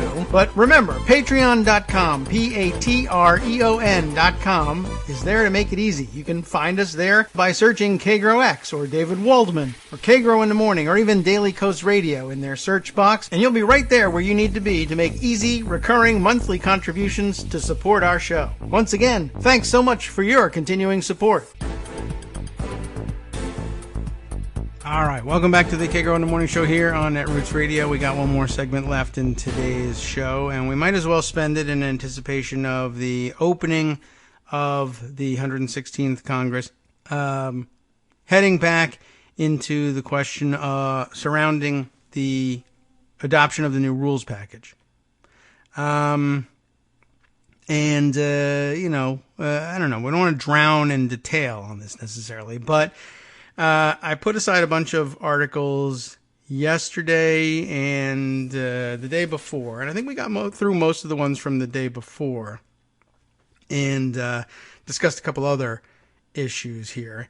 But let's see. I want to just fast forward a little bit on this stuff, and we can talk about some of the other rules changes as well. NPR took an approach to this yesterday with an article on the changes. Democrats unveil changes to House rules on debt ceiling and ethics. There's more to it than just pay-go. So, for instance, I guess if the question is, are you going to vote for the rules package or against the rules package? So if you're pissed about pay-go, and again, there's still more opportunities to change pay-go in the future, and you're pissed about pay-go, and you're going to vote no on the rules package. So here are the things you're voting no on. And don't forget, people don't always necessarily understand exactly why you voted the way you voted, no matter how many times you explain it. You'll be on the record, and it's okay. You can probably live with this in your district. Susan Davis for NPR lets us know. What else are you voting? This isn't the intention of her article, but I'll read it. And here's what you're voting on, and you tell me you want to vote no, that's okay. Top Democrats announced late Sunday a series of changes to House rules that could eliminate causes of major instability during the previous 8 years of Republican rule in Congress. We are proposing historic changes that will modernize Congress, restore regular order, more or less, and bring integrity back to this institution. That's just happy talk from incoming House Rules Chairman Jim McGovern of Massachusetts in his statement regarding the changes, and that's what everybody says about their rules changes. But, okay, when a new Congress convenes every 2 years, they're telling you all this. I don't need to tell you that, as a matter of fact. They're going to adopt new rules. Two notable changes in the Democrats' package are aimed at avoiding certain confrontations, let's say, that became commonplace during the Republican majority from 2011 through 2019 after the rout of the party in the 2018 midterms. Democrats will revive the so-called Gephardt rule, introduced in the late 1970s by Dick Gephardt of Missouri, some of you may remember him, that automatically raises the debt ceiling, the nation's borrowing limit, as you know, once the House passes a budget. In other words, no more brinkmanship over raising the the debt ceiling, which, some people might say, oh, well, you're giving away leverage that you could have used against Trump. But Trump's too crazy to deal with on that. And quite honestly, if you don't want things to explode into chaos, they always end up voting to raise the debt ceiling anyway. And so you were looking at the next 2 years of accusations that Democrats keep raising the debt ceiling, even though Republicans kept doing it over and over themselves, and nobody seemed to give a crap one way or another. House Republicans preferred to force votes to approve debt ceiling increases in an effort to bring more accountability and political pressure to reduce the nation's deficit and debt. However, that decision never resulted in reducing spending and only added to a culture of brinkmanship in recent years that often threatened put the U.S. into default on its debts and increase economic uncertainty around the globe. That is a good point, and probably should be reiterated. And now if I look back here, I noticed, I think earlier today, Mark Knoller, CBS, he's very CBS, isn't he? CBS White House correspondent, noted on Twitter today, numbers posted today by U.S. Treasury show the national debt ended 2018 more than $2 trillion larger than on the day President Trump took office. It represents a 10% increase in the debt on Trump's watch. The national debt now stands at $21.974, in fact, trillion dollars. So right on the brink of $22 trillion here. He said that was tweet 1 of 2, but then I don't see his second one. Let's see. Open up his stream here and see whether the second tweet was of serious substance or not. I'm going to have to scroll. There's Kellyanne Conway in my screen. We don't want that. Yeah, here we are. Just reminding everybody, as a candidate, Donald Trump had pledged to eliminate the national debt, then $19 trillion, within 8 years. So, okay, by, quote, vigorously eliminating waste, fraud, and abuse. Have you ever heard that line before? And growing the economic to increase tax revenues. And I'm glad he quoted him on that. Growing the economic, not growing the economy, apparently. Growing the economic to increase tax revenues. The economy has grown, but so has the debt. And by the way, I don't think tax revenues have grown either. So that's a bit of a conundrum, I would say. Anyway, so back over to the rules changes that are proposed. The rules change, coupled with Senate Majority Leader Mitch McConnell's longstanding promise that the U.S. will not default on its debts, greatly diminishes the odds of a default threat in the new divided Congress.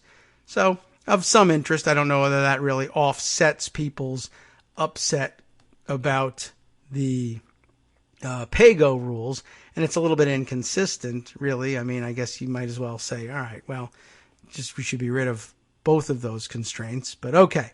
Additionally, Democrats are changing the rules regarding motions to vacate the chair, a procedural tool that could be used to force out a sitting speaker.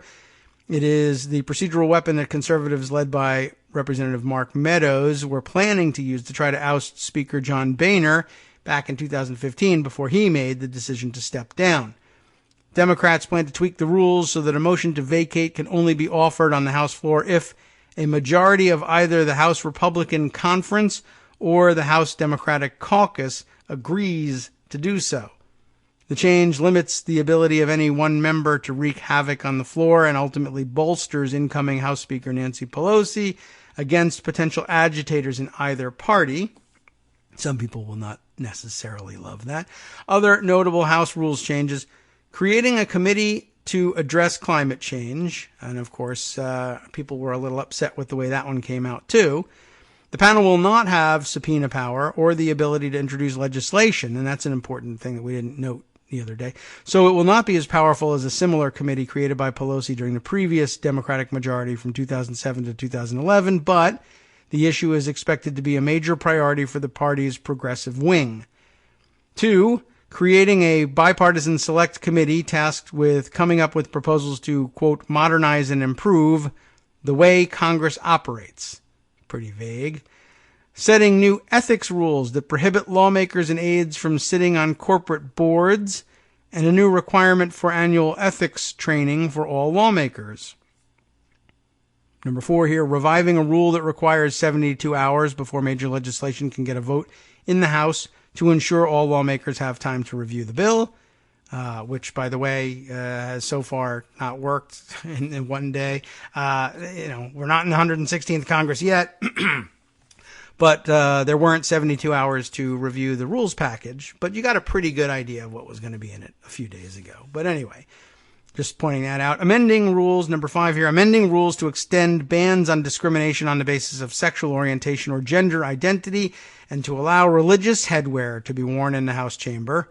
An accommodation for Representative-elect Ilhan Omar of Minnesota, a Muslim woman who wears a headscarf and is a congresswoman. But they said that she's representative-elect. But I thought I'd throw that in there too, because it's worth saying twice, if you ask me. So, I guess you could vote no on all of that, and you wouldn't even necessarily have to feel all that bad about voting no on it, especially if you didn't ruin the day by being 1 or 2 votes out of 18 plus that it would take to actually reject the rules package. But there you have it. Now, on the subject of the committee, the Green New Deal Committee, we talked extensively about that yesterday too. 1 or 2 additional points there. First of all, important to reiterate, as NPR did, I didn't realize this, I don't think, until I read this yesterday, that they were, in addition to not having subpoena power, this new select committee wouldn't have a legislative mandate. In other words, they couldn't propose legislation and move it directly to the floor, which is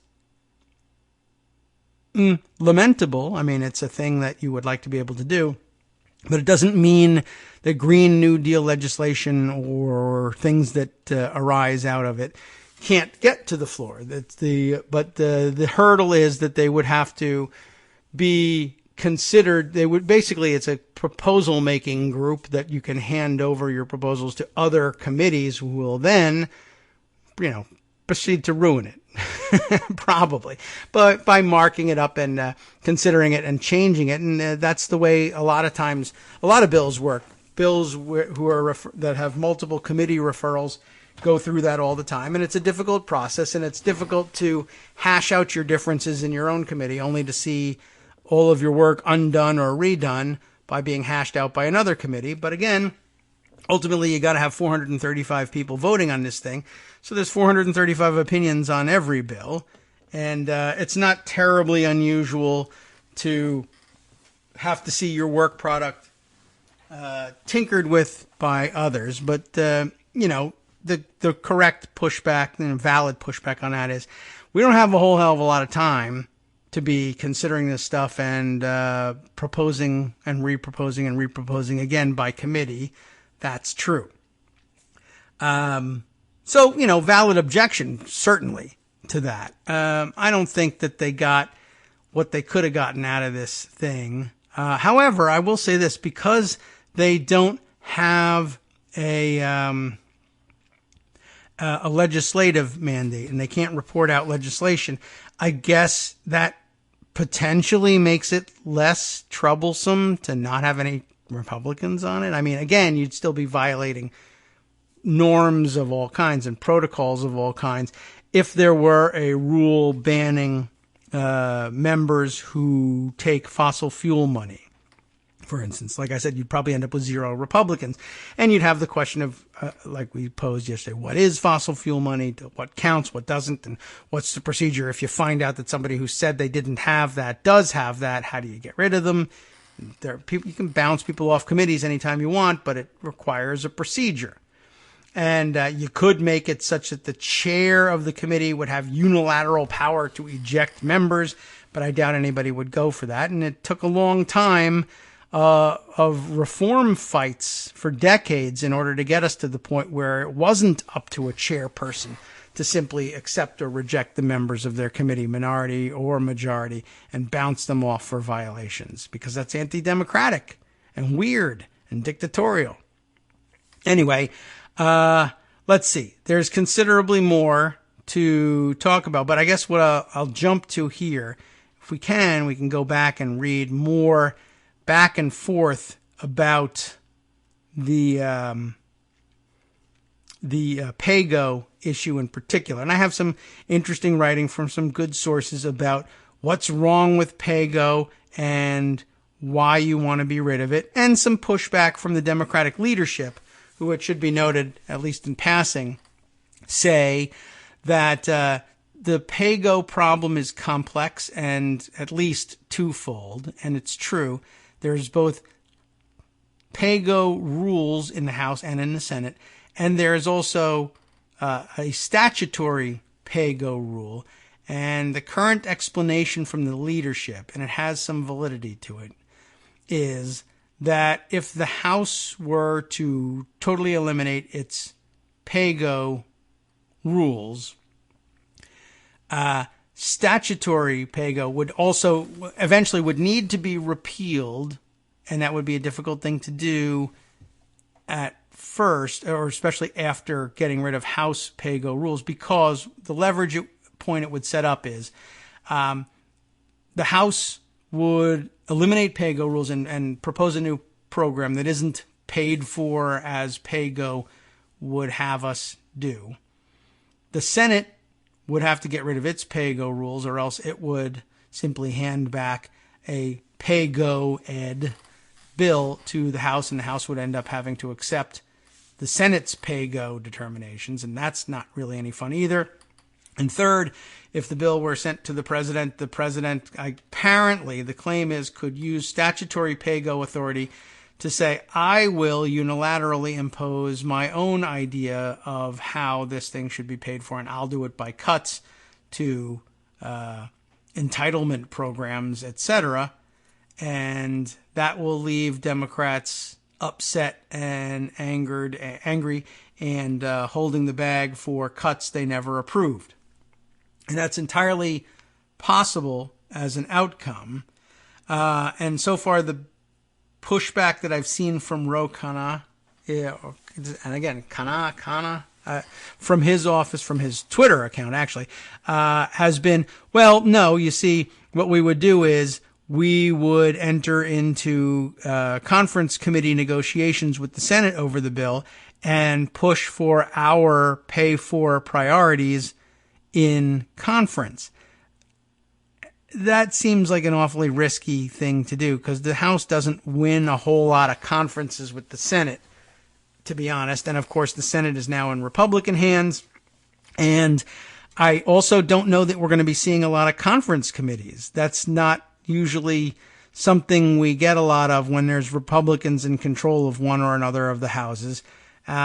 And conference committees have kind of fallen out of favor of late, and I don't know how many conferences are going to be between the Republican Senate and the Democratic House, and I don't know how many of those are going to have satisfactory outcomes for the Democratic House. It seems a little risky to depend on conference for good pay-go outcomes. I think it either all has to go at once, or maybe not at all at this point.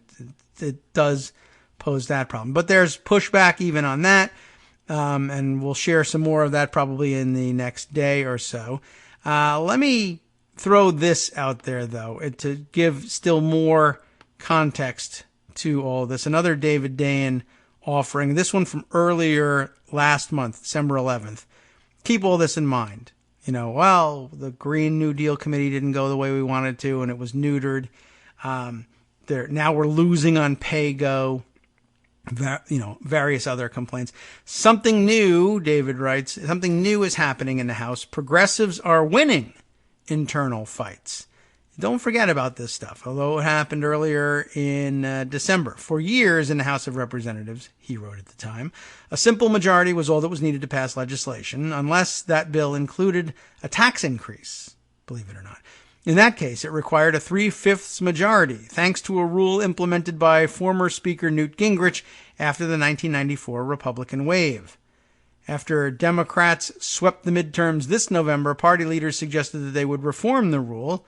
Under Democratic rule, a supermajority would only be needed for tax increases that affected the bottom 80% of earners. But fiscal policy has become a flashpoint in the ongoing struggle between the party's center and its progressive wing, and the left pushed back. The new policy was an improvement, the Congressional Progressive Caucus argued, but would still handcuff the party's agenda in a number of ways, blocking some tax policies aimed at the rich that may incidentally implicate a handful of regular people and making passage of core progressive priorities like Medicare for all difficult. Does that sound familiar to you? Because it was the same argument that, of course, came up in the PAYGO context. PAYGO, you might lose today. This other one, no, you won. On Tuesday, the Progressive Caucus, this was back in, again, December 11th or so, announced on Twitter that the new rule had been defeated.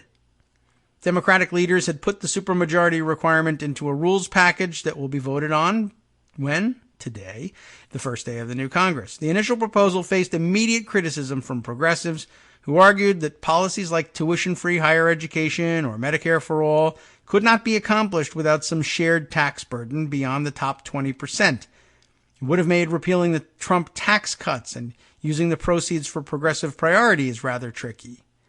While items on the progressive wish list are likely unable to pass under Republican control of the Senate and the White House, progressive Democrats want to pass them through the House to signal the party's priorities to the nation and build support for when Democrats regain full control of government.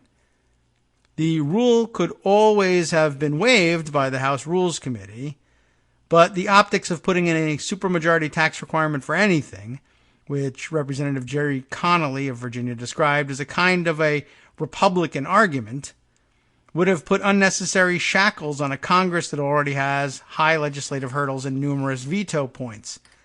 The removal of this harmful provision will help progressives pass hashtag college for all, hashtag Medicare for all, and other bold proposals that will deliver meaningful relief for working families, said the Progressive Caucus in a statement on Twitter. We appreciate the willingness of Congressman McGovern and the House Democratic leadership to work with the Progressive Caucus on this critical issue. Jim McGovern, the presumptive incoming chair of the House Rules Committee, which has jurisdiction over setting the rules for the House in the next Congress, says this still outstanding is another rules provision regarding pay-as-you-go offsets. Remember that? We were just talking about it about 2 seconds ago. That concept, which Speaker designate Nancy Pelosi has been promoting for some time, would mandate that all new spending is offset with budget cuts or tax increases. Progressives have similarly grumbled about that. At that is what it actually says. Again, arguing that it would handcuff a bold agenda, especially given the complete lack of interest from Republicans in deficit reduction policies. It would create a one-way ratchet, constraining the activist impulses of liberal policymakers while giving conservatives free rein to blow giant holes in the tax code. Republicans waived the 3/5 rule, remember, in order to pass the Trump tax plan because it contained massive tax increases to offset some of the tax cuts. Because Pelosi is still working to nail down the 218 votes needed for her to become Speaker, or was at that time, the Progressive Caucus has leeway, really leverage, to make certain demands in a short window before the next Congress. It has already used that to secure a commitment to proportional representation on some key committees that set domestic policy. Remember, to get more Progressive Caucus members on key tax writing and appropriations committees, etc., and to win a spot for Representative Barbara Lee as one of 3 members of the leadership panel that divvies up those committee seats. Other factions have used this leverage as well. The Problem Solvers Caucus, you remember them? A bipartisan group of centrists backed by a coterie of billionaires and Mark Penn got Pelosi to sign off on a series of rule changes that fast-track bipartisan bills and amendments on the House floor. So, in the few minutes we have remaining, a good reminder of some of the wins that progressives got when they waged this campaign in the month and a half in between election and finally getting the election results finalized and coming into office. It's a pretty short window, and they won on a number of things. The fact that they are losing on PAYGO and elected to, relaunch a renewed effort to get rid of it in the last literally the last day or so before the new Congress comes in. Well, I mean, I guess file that under, you can't always get what you want. But the opportunity to make that change exists, and it doesn't necessarily have to be done today. And the key thing is that we do the education necessary to change it between now and when it could actually pose a problem on something that might really become law. But a good reminder of a number of substantive wins along the way for the progressives fighting in this. And it does make it rather unseemly at the end of all this to say, well, you won here, and you won here, and you won here, and you got half or perhaps slightly less than half of what you were looking for on this item over here, and this one we didn't get to. And we're not convinced that you're right on this one. And say, then I'm a no on the rules package, is going to be viewed negatively. And the question of what sort of payback there is for it depends on how many no votes there are, and whether or not, whether or not the leadership says, well, what do we win by punishing people on this? Is it anything beyond we don't want anybody freelancing on the rules package, and so therefore, or do we say, oh, this isn't likely to happen again, or okay, there's a couple of no votes and it didn't mean anything, and we'll forget about it. I guess we've yet to see on that front.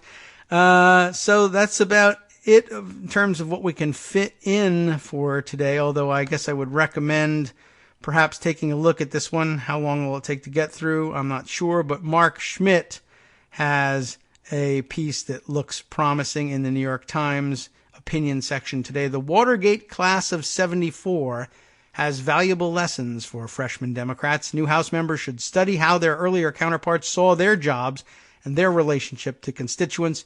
For starters, he says, keep it local. And it sounds like good advice. 44 years ago, in another year of national crisis over a scandal-ridden presidency, an election sent 91 new members to the House. That 1974 wave didn't shift partisan control, but it did create one of the widest Democratic congressional advantages in half a century. It also sent to Washington a new kind of member of Congress, entrepreneurial, independent, deeply engaged with his or her, in a very few cases, her, constituents and district. The new Congress of 2019 brings the largest shift in favor of Democrats in the House at 40 seats since Watergate. The congressional class of 1974 had a few other things in common with the new members elected in 2018. Just as this one brings 26 millennials to Congress, 1974 brought another generation into American politics, the baby boomers. Hooray. Along with a mandate to rein in what had become an imperial presidency, though the president who inspired that concern had already been airlifted from the White House lawn. They came ready not just to legislate, but also to use Congress's oversight powers and reform the institution.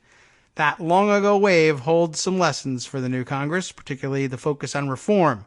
But above all, the newly elected members from both parties should pay attention to the way those 1970s members saw their jobs and their relationship to constituents. And then, well, for now, we say pretty much here endeth the lesson, because we won't be able to get through the rest of the piece, but I highly recommend that you take a look and absorb some lessons about what has come before.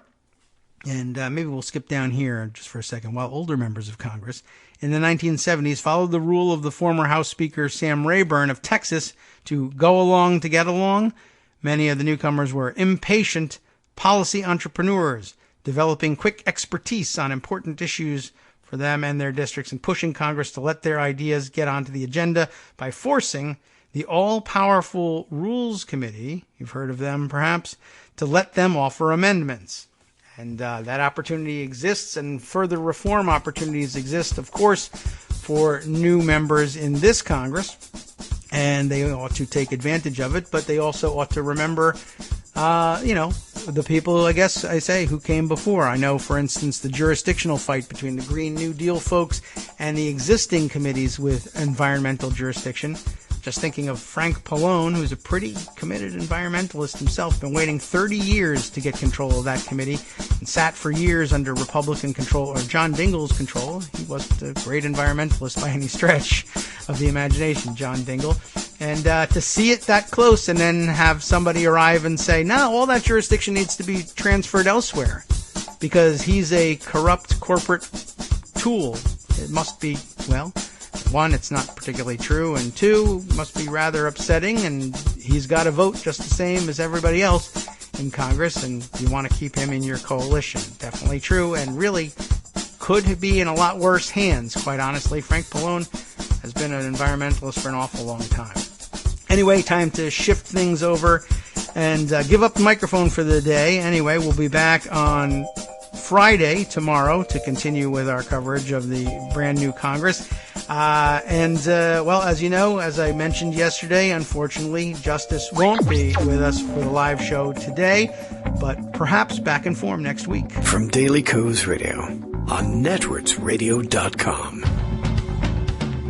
You have been listening to the Kagro in the Morning Show with David Waldman. Anyway, yes, we'll be back tomorrow. We can discuss this stuff further. We'll see what happens on PAYGO. We'll see how many votes they get on the no side. And move on from there, because I have a feeling that we'll take a back seat to some more important things that happen today, tomorrow, and in the weeks to come.